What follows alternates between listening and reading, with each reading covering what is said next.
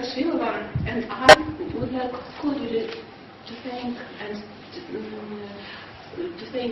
dear President, organizers and the participants of this assembly for invitation and to greet them on behalf of Russian State Pedagogical University. We represent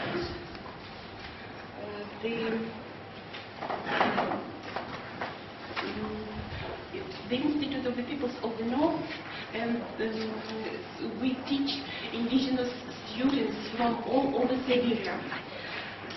And we teach them their cultures, their languages,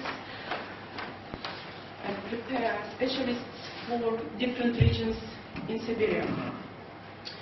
So the study of indigenous cultures, we write textbooks for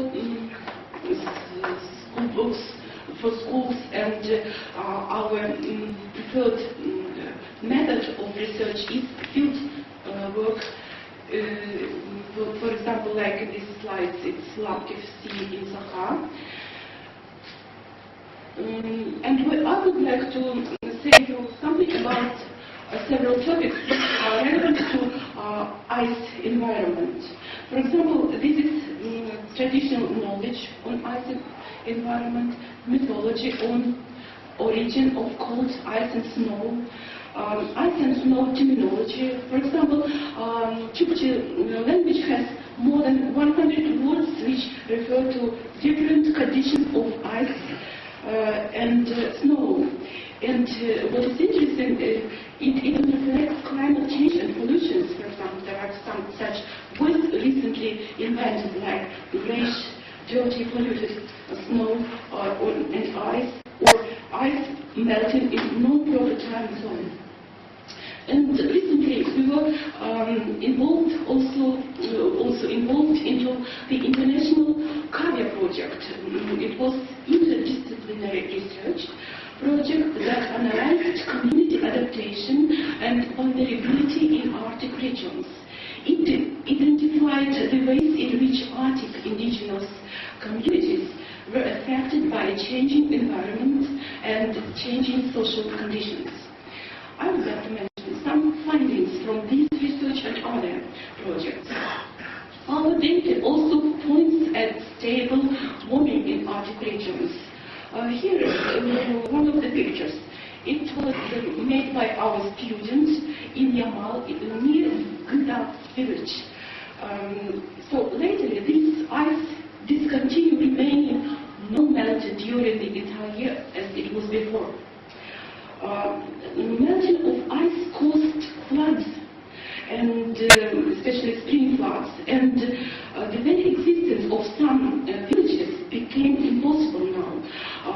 For example, Nenes village, Stary Valenkoy, was abandoned and the population was evacuated from it.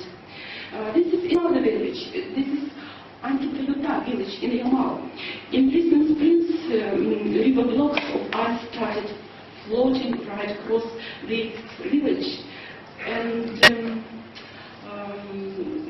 in such villages, people go to, water comes up to the doors and people have to go to work by boats. But in this village, big blocks of ice damaged houses and lines of electricity transmission and so on. Every ice drift and late season of rivers break the stable rhythm of indigenous economy. Here you can see the picture from one place in Yamal. And you can see how much water is there, rivers, lakes, and so on. So the winter time is the best time for this place for travel. So people prefer to travel in cold time through the ice. But when now this period of ice is shortened, it makes it complicates some economic issues concerning to these travels. For example, some reindeer herders prefer to not to take all the equipment with them through all the route, but to leave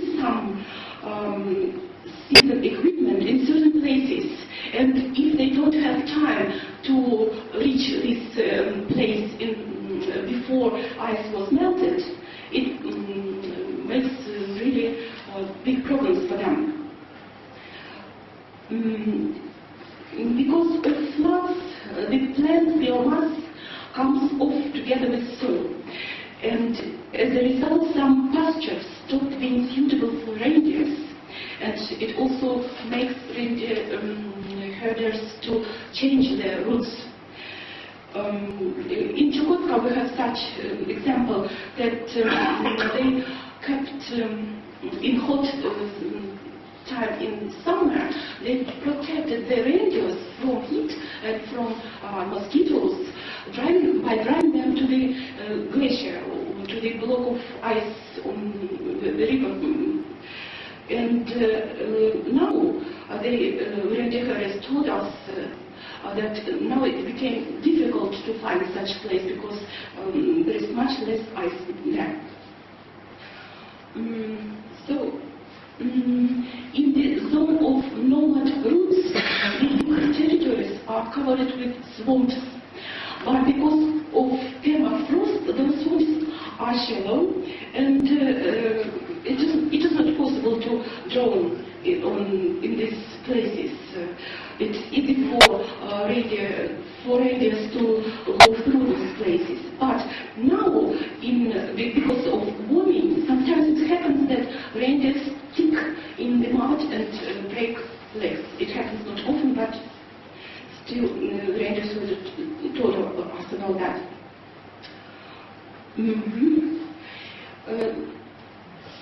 If spring comes early and is too fast, the herders are in hurry and try to cover a bigger destination through the certain amount of time, and they make the herd move faster. And it is difficult for young calves which are too weak at that time. They didn't have time to become stronger and to overcome those challenges. So the herders told me that they have to leave these young calves for perish because they worry about the entire herd to save it. One of the results of climate change, I would like to say that sometimes spring comes not only earlier but even later. So the thing is not about only warming, but about the abruptness of about changes of weather. So one of the results of climate change is the shift of two seasonal cycles: the natural cycle of changing seasons and the reindeer's life cycle. The two cycles had previously comprised an integrated system. However, now autumnal warmth lingers and spring comes later, and it is as if time has drifted. At the same time, the reindeer's biological clock and some social habits of herders have shifted in tandem. And several words about some other social consequences of this change. Weather instability and abruptness and effect of phenological shift lead to loss of reindeer and to herders' ruin. So in Yamal, it results in increasing the settled population at the expense of the nomadic one. Loss of reindeer caused by climate factors also notably contributes into forming the new marginal social stratum between the settled and nomadic groups of Yemenis, for example. It consists of those former herders who lost their herders, who continue living in tundra, in charms, but do not graze reindeer anymore, restricting themselves by fishery practices. So as we teach in the Institute of the Peoples of the North, as we have our students are very harassed also, and we can gather information from our students, how our students make this kind of rituals. So the fundamental goal of our activity is to not only to research these problems, but to teach our students about that, to involve them in our research, and this way to prepare them for their future, we're trying to find together the ways of adaptation to these problems.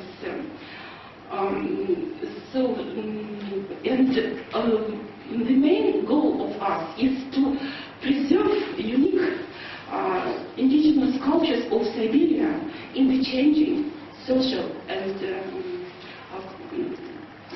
social conditions and in changing environment. So I think it's enough. Thank you so much.